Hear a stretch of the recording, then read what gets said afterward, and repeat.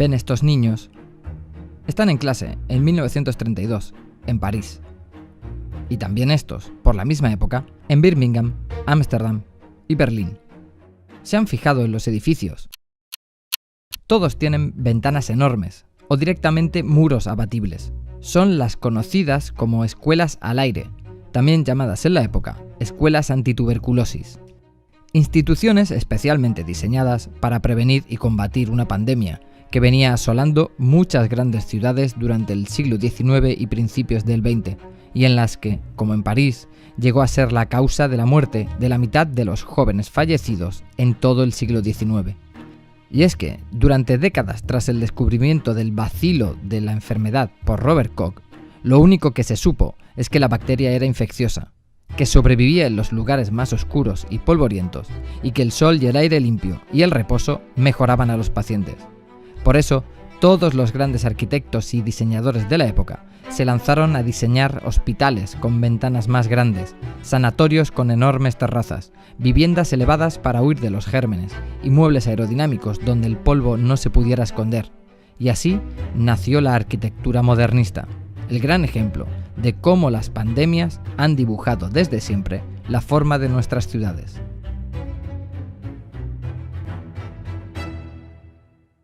La tuberculosis fue la gran obsesión entre finales del siglo XIX y principios del XX porque costó mucho encontrar la causa de la enfermedad. Era una de esas enfermedades desconocidas que se propagó por toda Europa desde finales del siglo XVIII y en torno a la que se construyó la teoría de la transmisión por culpa del aire sucio que había en las ciudades. La teoría predominante era la miasma, la creencia medieval de que la enfermedad se propagaba por el contacto con ese aire malo. Así que la única recomendación para la mayoría de casos era salir a la montaña y tratarse al aire limpio. Y así fue hasta 1882, cuando Robert Koch identificó el bacilo causante de la enfermedad y se descubrió que era contagiosa y que era capaz de acumularse en las zonas de polvo. Entonces el foco pasó a las casas. Eran las casas las que estaban enfermas.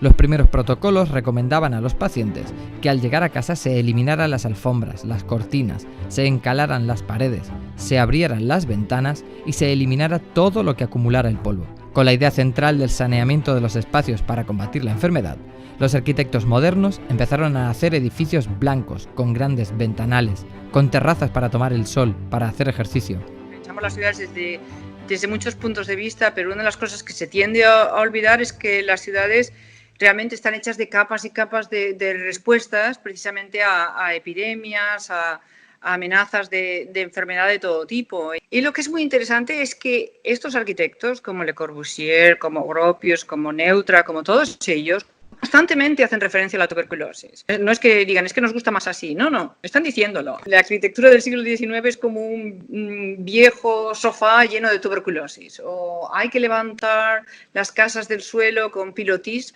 porque en el suelo húmedo es donde nace la enfermedad. Los modernistas querían crear ambientes curativos, limpios física y simbólicamente, de enfermedades y de contaminación.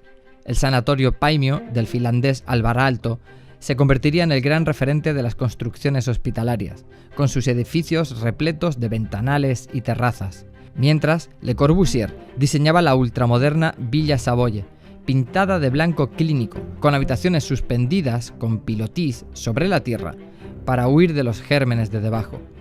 Y dentro de las casas, los muebles fueron los siguientes en sufrir la reforma sanitaria. El polvo alojado en elementos decorativos era un enemigo de la higiene. Los diseños minimalistas reemplazaron la madera tallada y la tapicería. Utilizaron materiales ligeros y lavables en formas aerodinámicas, más fácil de mover para limpiar el polvo y los insectos en los escondites de la oscuridad. Pero si la tuberculosis provocó cambios sustanciales en el diseño de viviendas y edificios, la otra gran pandemia del siglo XIX, el cólera, se tradujo en los grandes cambios urbanos y de planificación de las ciudades. Y es que, como ocurría con la tuberculosis, durante siglos no se creyó en que el cólera se transmitiera, sino que estaba en el aire. Cuando finalmente fue descubierto en Londres que la causa de la epidemia de cólera era un pozo infectado en el centro de Soho, llegarían una serie de reformas legislativas y de infraestructuras sanitarias que no solo tendrían lugar en Londres o en París, sino en las grandes ciudades del siglo XIX.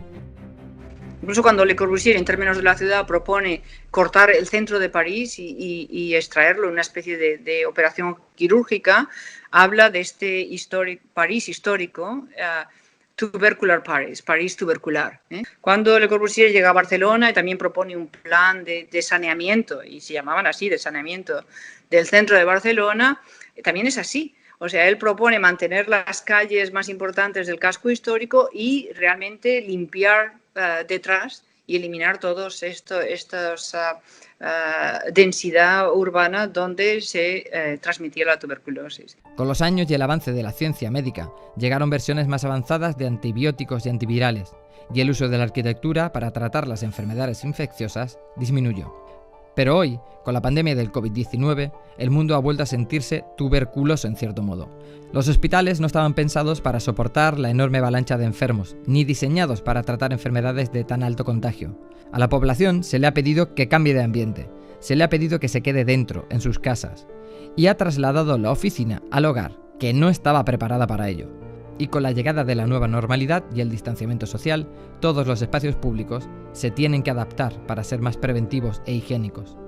Sin vacuna todavía a la vista, la arquitectura y el urbanismo vuelven a tomar el protagonismo en la lucha contra una pandemia.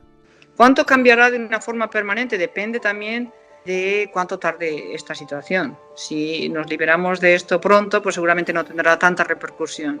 Si realmente dura más, entonces sí que nos habrá impactado de una manera importante.